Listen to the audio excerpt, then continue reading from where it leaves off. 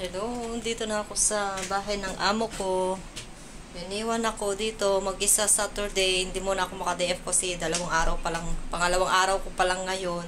So, umalis sila, pumunta sila sa magulang ng amo kong babae.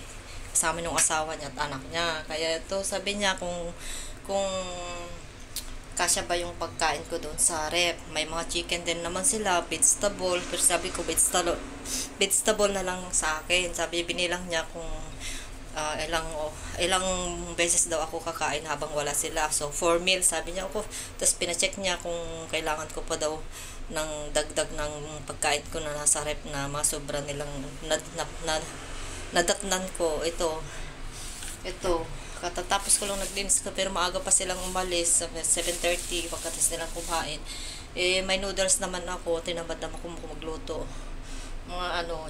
Mga electric kasi yung panglutuan nila, ito steam, saka yung pressure cooker, saka yung pang rice.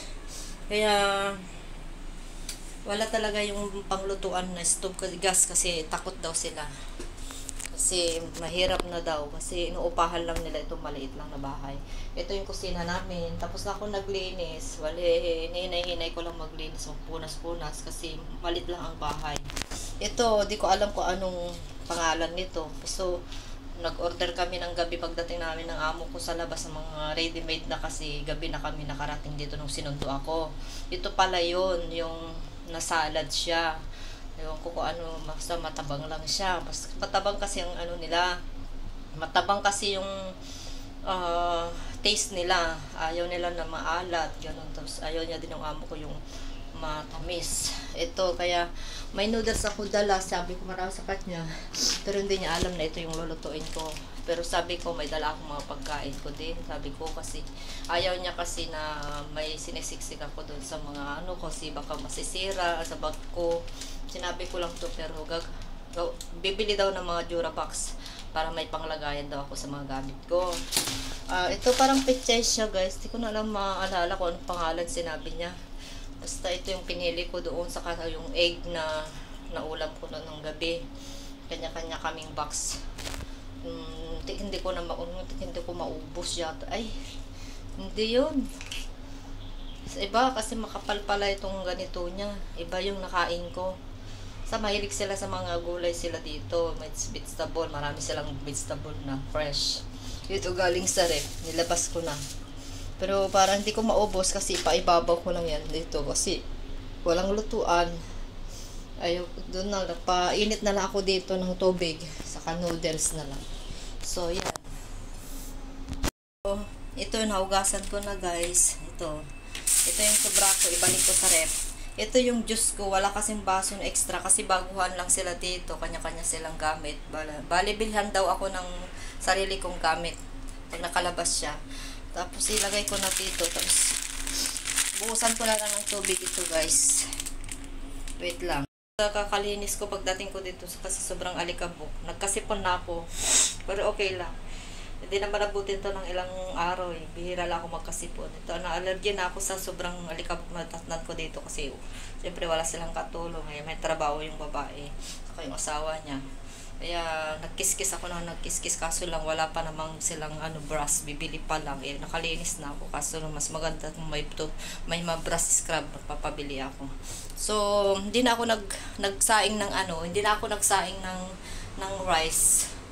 May rice diyan na konti. Ito yung sukatan ng rice. Kaya pala sabi ng kaibigan ko tama lang yung sinabi niya na maliit daw yung sukatan ng rice. Mas malaki pa yung sukatan ng rice cooker natin, yung rice talaga. Pero kasya na to sa akin ng 2 cups para sa akin. Yung amo ko yung kapot, sabi niya 8 daw ang ilalagay ko. Hindi, kasya na 2 sa akin. Tapos 2 din sa'yo, 2 din sa kanya. Pero isa lang pala yung nakain niya kasi may sobra kaming kanin doon sa ref. So, ito may sobra doon. Pero magsasain na ako ng kanin mamayang hapon. Ito kasi marami na to. Ito na lang kainin ko. Saka may biskwit ako dala. Yung juice ko, ilagay ko sa ref para lumamig. Pero ito muna ang kainin ko ngayon. Tapos magsaing ako maaga para maaga ako kakain ng kanin mamaya. Hindi ko lang alam kung anong ulamin ko na mamaya. Pero marami pa siya doon ng vegetable. May carrots pa. Saka mga dahon-dahon, pichay. So, bye-bye na guys. So, ito lang ang aking breakfast dito sa Jo's Kitchen Channel. Tayo pa rin. Nakarating na ako dito sa Hong Kong. So, ito, nasa 12th floor kami. Mabutin mababa lang ang floor namin kasi nakalulula pag maglinis ka dyan sa bintana.